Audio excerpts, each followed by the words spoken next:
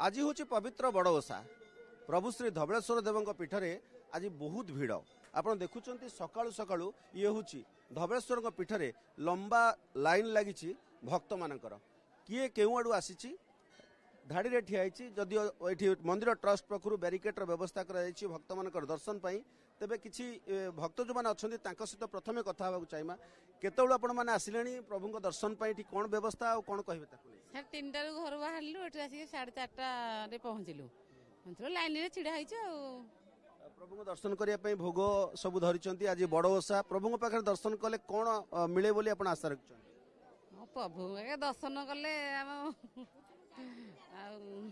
दर्शन करने आग्रह मन रही माँ आप आसिक ठिया केते आनंद मन भितर प्रभु दर्शन करने आनंद रही बहुत खुशी आसी ठाकुर दर्शन पाई आमर किछिटा आमर मानसिक अच्छी से आम आपण कौटू आछंती सुनामी अच्छा ये प्रभु दर्शन करने ठिया बड़ ओषा केते आग्रह मन मन अच्छे बहुत आग्रह देखि नथिले फर्स्ट टाइम आछे देखिया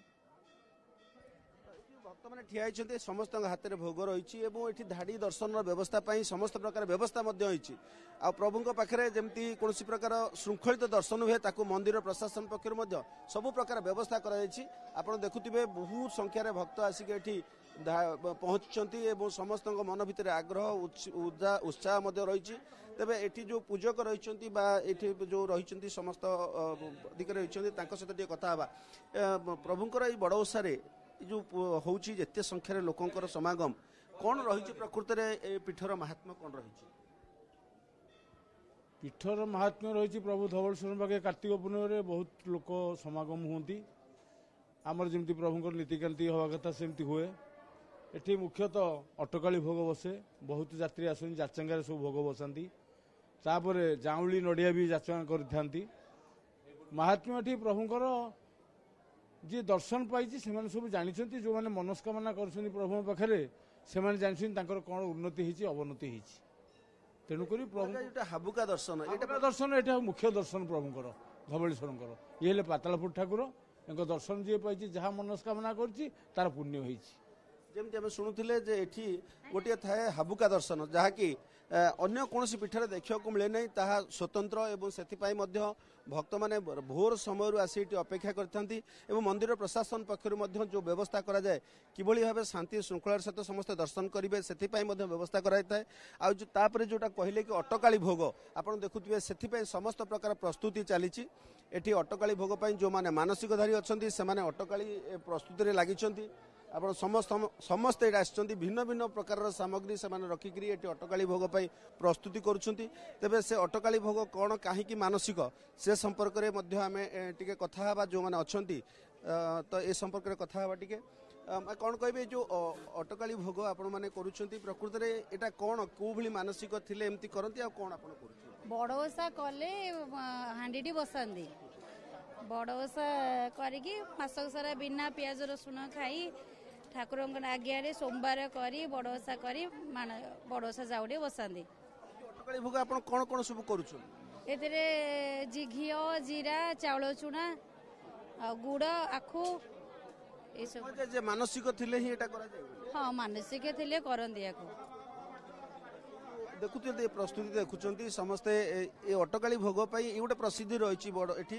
ए अटकाली भोग आपण प्रस्तुत करुचंती कौन मानसिक थिला जोथि पई आपण अटकाली भोग करुचंती मानसिकता सेमती नहीं एमती करिया बड़ ओषा सकासे करूछु केते आग्रह प्रभु पाखरे भोग लागि करिवे केते आग्रह रही बहुत आग्रह अछि ना हां समस्त मन आग्रह रही तेज अटकाली भोगर जो प्रस्तुति सेटा भी आपको टे मुझे देखा चाहिए केमती नुआ चुलीर व्यवस्था है नुआ हांडीर व्यवस्था है तारी भितर जो मैंने अच्छा पूरा निष्ठापर भाव से भोग को प्रस्तुत कर ये हूँ से अटकाली भोगर दृश्य आप देखुए संपूर्ण भाव नुआ चुली एवं नुआ हांडी से चली अटकाली भोग ये जो अटकाली भोग प्रस्तुति केमती कौन चलती केतोटी चुली ये अटकाली भोग करमती प्रस्तुत कर आमर हूँ मंदिर आ प्रशासन तरफ जो सब फाइनाल होता है बर्तमान हूँ 21टा चुली होती जेहेतु बहु परिमाण लोक अटकाली बसैक आसती मानसिक धारी मैंने तो ताकू आखि आगे रखिकी अवशिष्टांश 5-6टा चुली एक्सट्रा करा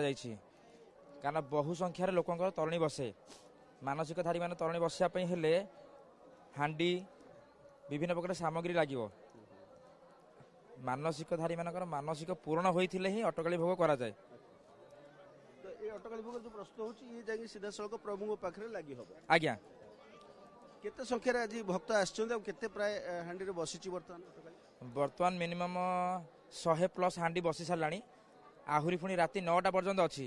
ଯେତେକ ଯାତ୍ରୀ ଆସିବେ ଯାହାର ବି ଥିବ ସମସ୍ତଙ୍କୁ ସେମିତି ଯେମିତି ସୁବିଧାରେ କରିକି ବିଦାୟ କରିବା କଥା ଆମେ ସେଥିପାଇଁ ଦୃଢ଼ ସଂକଳ୍ପ ନେଇଛୁ।